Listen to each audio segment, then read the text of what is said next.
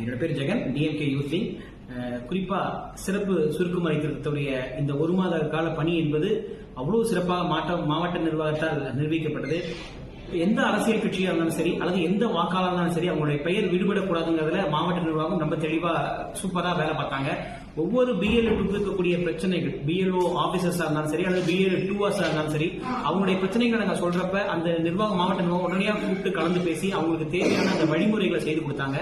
குறிப்பா இந்த 2005 பெயர் இல்லாதவங்க அவங்களை தேடி கண்டுபிடிக்கிறது அல்லது அவங்களுடைய முன்னோர்கள் பெற்றோர்கள் எங்க ஓட்டு போட்டாங்க அந்த விஷயத்தெல்லாம் பாத்தீங்கன்னா ரொம்ப இனிஷியேட்டிவ் எடுத்து பண்ணாங்க.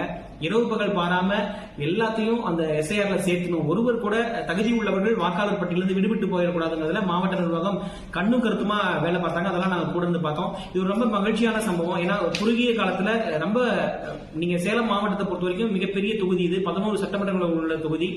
இதுல பாத்தீங்கன்னா இந்த ரேஷியோ மற்ற மாவட்டங்களை காட்டிலும் நம்ம மாவட்டம் ரொம்ப கம்மி.